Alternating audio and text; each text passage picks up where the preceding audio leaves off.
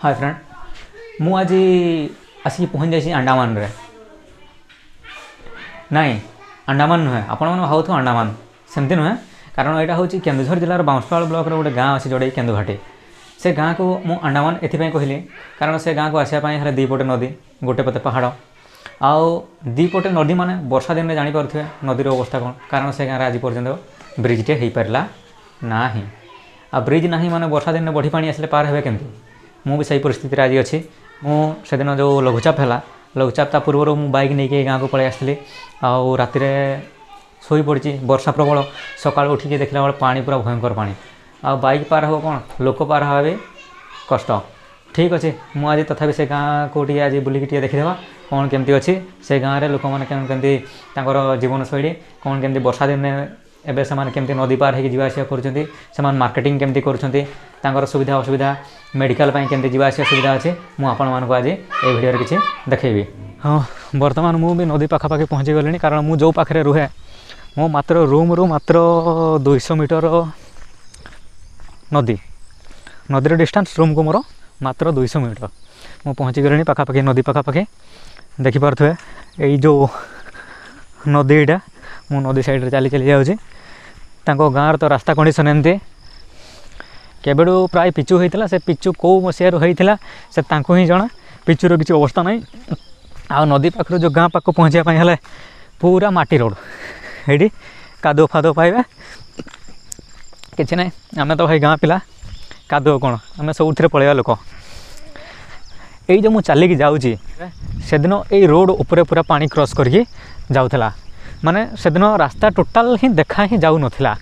मु आसी अवश्य से दिन वीडियो करनी हाँ अच्छी वीडियो किंतु से दिन मु ब्लॉगिंग कर पारे नहीं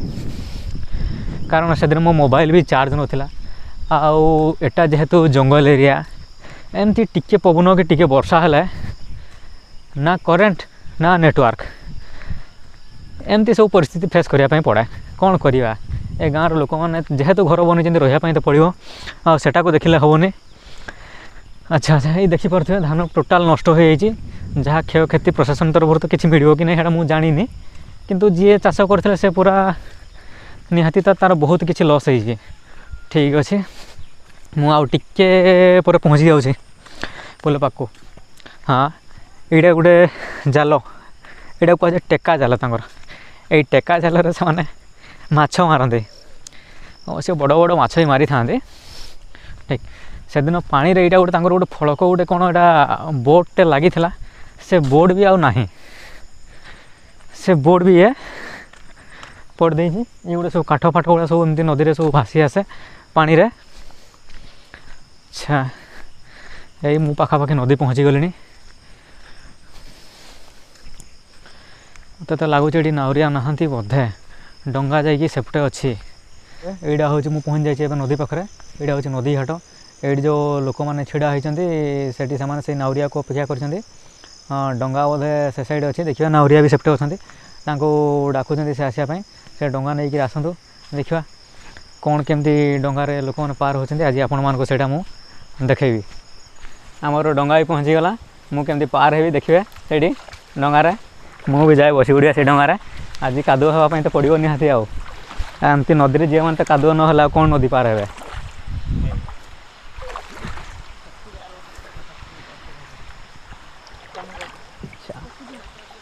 ओ किसी नहीं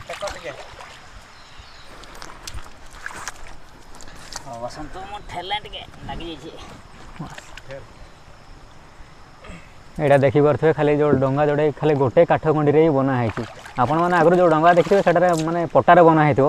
किंतु ये डंगा केवल खाली गोटे काठ कंडी ही बसापी तार सेमती एमती ही बसापी पड़ो। ये हूँ बैतरणी नदी। ठीक अच्छे चलो डंगा केमती पार हो देखिए।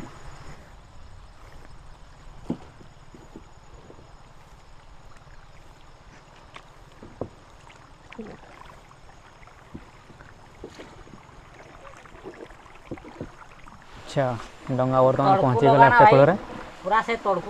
बर्तमान मु नदी पार हो गली एमती पुणी नदी पार होगी रास्तार जावाई पड़ो जोठी कि जदि भी लोक मैंने किसी मार्केटिंग फार्केटिंग जावाई पड़े यही टाइम रे तो ये छोट छोट गाड़ी जोड़ा कि ऑटो मैक्सिमम से मैंने यही पाक आसता এইଠି এই ପାଖରେ ଆସିକିରି ସେଇ ଗାଡ଼ି ଲାଗେ ସେମାନେ ଯିଏ ମାର୍କେଟିଂ କରିବା ପାଇଁ ଯିବା କଥା ଏଇଠି ଯାଆନ୍ତି ଆଉ ଯେଉଁ ଲୋକମାନେ ଯେଉଁ ପରିବା ପନିପରିବା ବିକ୍ରି କରିବା ପାଇଁ ଯାଆନ୍ତି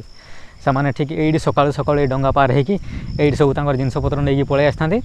ସେମାନେ ତାପରେ ଏଇଠୁ ହିଁ ସେମାନେ ତାଙ୍କର ସେ ଗାଡ଼ି ଆସିକି ଲାଗେ ତାପରେ ସେମାନେ ଏଇଠି ଯିଏ ହାଟ ଯିବା କଥା ଯାଏ ପୁଣି ଆଉ ଥରେ ସନ୍ଧ୍ୟା ବେଳକୁ ଆସିକି ଏଇଠି ଗାଡ଼ି ଆଣିକି ଏଇଠି ଛାଡ଼େ ଆଉ ଛାଡ଼ିଲା ପରେ ଏଇଠି ଯେଉଁ ଡଙ୍ଗା ନାଉରିଆ ସେଇଠି ଜଗିଥିବେ ତାପରେ ପୁଣି ତାଙ୍କୁ ନଦୀ ପାର କରନ୍ତି ଏମିତି ସବୁ ଏ ଗାଁର ତାଙ୍କର ଲାଇଫଷ୍ଟାଇଲ୍ ଲୋକମାନଙ୍କର ଆଉ ଗୋଟେ ଏଇଟା ଯେଉଁ ମୁଁ ସେତେବେଳେ କହୁଥିଲି ଯେଉଁ ଗୋଟେ ଗଛ କଥା ଏଇଠି ଗୋଟେ ବଡ଼ ଗଛଟେ ଯେଉଁ ପଡ଼ିଛି ଏଇ ଗଛଟା ଆକ୍ଚୁଆଲି ଆଗରୁ ନଥିଲା ଏଇ ଯେଉଁ ସେଦିନ ଯେଉଁ ଲଘୁଚାପ ହେଲା ଯେଉଁ ବର୍ଷା ସେ ପ୍ରବଳ ବର୍ଷାରେ ମାନେ ଏଇଗୁଡ଼ା ଯେଉଁ ପଡ଼ିଆ ଦେଖାହେଉଛି ରାସ୍ତା ଦେଖାହେଉଛି ଏଗୁଡ଼ା ଟୋଟାଲ୍ ବୁଡ଼ି ଯାଇଥିଲା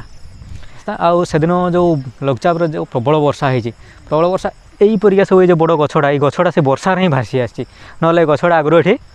ନଥିଲା ଏଇଭଳିଆ ଗଛ ଯଦି ଭାସି ଆସିବ ଏଇଭଳିଆ ବଢ଼ି ପାଣିରେ ତାହେଲେ ସେଇ ଟାଇମ୍ରେ ଡଙ୍ଗାରେ ପାର ହେଉଥିଲେ ଲୋକ ଯଦି ସେଇ ଗଛଟା ଆସିକି ଡଙ୍ଗାରେ ବାଡ଼େଇ ହେଇଗଲା ତାହେଲେ ଡଙ୍ଗା ଯାହା ହେବା କଥା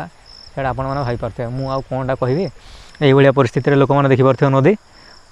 ଏମିତି ନଦୀ ମାନେ ଡେଲି ଏଇଭଳିଆ ନଦୀରେ ସେମାନେ ପାର ହେଇକି ଯିବା ଆସିବା କରୁଛନ୍ତି ଦେଖିବା ବ୍ରିଜ୍ କେବେ ହେଉଛି ତା ତ ଠିକ୍ ଠିକଣା ନାହିଁ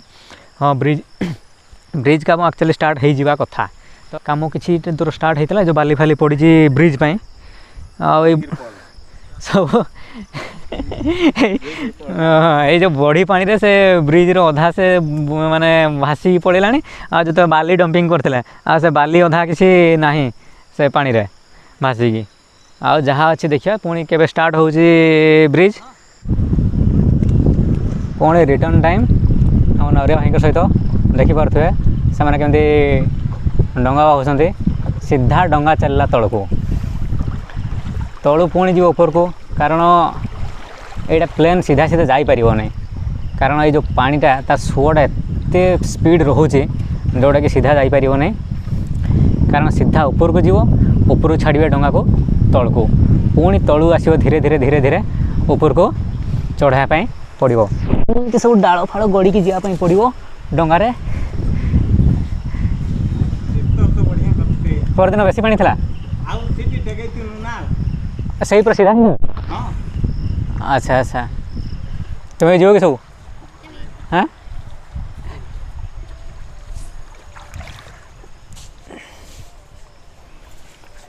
ବସ୍ ଓ ହଁ ପରା